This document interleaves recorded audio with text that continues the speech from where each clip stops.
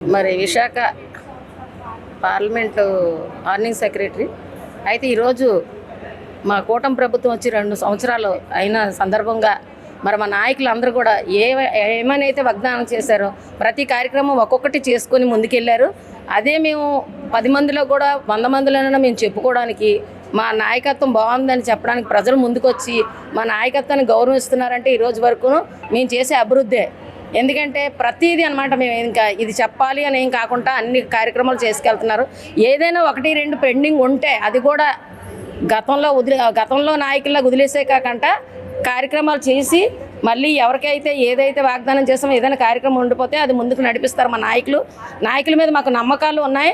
మా నాయకులు కూటమి నాయకులు అందరూ కూడా మాట ఇచ్చారంటే మాట తప్పలేని నాయకులే అందరూను. మరి అలాగే ఈ రోజు వరకు కూడా రాజకీయం చేసుకుని ముందుకు వెళ్తున్నామంటే మా కూటమి మీద మాకు చాలా నమ్మకాలు ఉండి ముందు నడుస్తున్నాము. మరి ప్రతి వర్క్ చేసే ముందు మా నాయకులు ఏం చెప్తున్నారంటే మనం చేసే కార్యక్రమం ప్రజలకు అందాలమ్మా, ప్రజల్లోకి అన్నీ అందాలి.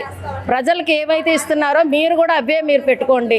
మీ పిల్లలకైనా మీకైనా సరే మీకు ఇల్లు కావాలా ప్రజలతో అంటే సమానం పెట్టండి, మీకు స్కూల్కి కావాలా ప్రజలతో సమానం పెట్టండి. వీళ్ళు మా కూటమి వాళ్ళు వీళ్ళు మా పార్టీ వాళ్ళని కూడా ఏం లేదు, మాకు అంతా ఆన్లైన్ సిస్టమ్ వచ్చింది. సిస్టంలోని పెట్టుకోమని బాబు గారు కానీ పవన్ గారు కానీ మరి అలాగే నరేంద్ర మోడీ గారు కానీ చెప్పిన వాగ్దానం చేసిన కార్యక్రమాలు ఏమైనా ఉన్నాయంటే అందరిలో మేము ఒక్కలమే అనే రాజకీయం చేస్తున్నాం. అందరిలో ఒక్కలంగానే ప్రతిదీ మాకు పనికొచ్చే ఏదైనా కావాలంటే మేము అడిగి తెచ్చుకుంటున్నాం. అంటే అందరినీ సమానంగా చూస్తున్నారని మీరు అంటున్నారు, కానీ ఏం చేసింది 2 ఏళ్ళని ప్రతిపక్షాలు అంటున్నారు. ఏం చేసిందంటే కళ్ళు ఉన్నాయా కళ్ళు లేవో అర్థం కావట్లేదు. మరి ఈరోజు అన్న క్యాంటీన్ తీసుకొచ్చారంటే కూటమి ప్రభుత్వం వచ్చాక తీసుకొచ్చాం. అదే 3 నెలలు మరి పెన్షన్ ఇచ్చామంటే కూటమి పార్టీ వచ్చాక ఇచ్చాం. మరి స్కూల్ పిల్లలు స్త్రీ శక్తి ఉందంటే మరి కూటమి వచ్చాకే ఇచ్చాం. మరి అలాగే బస్సు కూటమి వచ్చాకే తీసుకొచ్చాం. అలాగే అదేంటి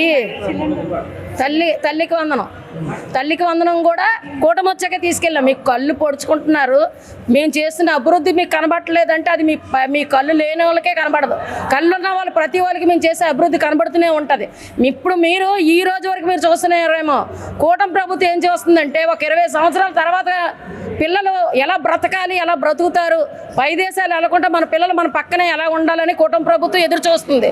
దీని గురించి మీరు ఎవరైనా సరే సహనం ఉన్నవాళ్ళు కూటమి ప్రభుత్వం ఏం చేస్తుందా అనేది ఎదురు చూస్తే మీ పిల్లలకు భవిష్యత్తు అంతా బంగారు పాటగా జరుగుతుందని కూటమిలో ఉండి మేము ఒక నాయకత్వం తెలిసిన వాళ్ళ కింద చెప్తున్నాం.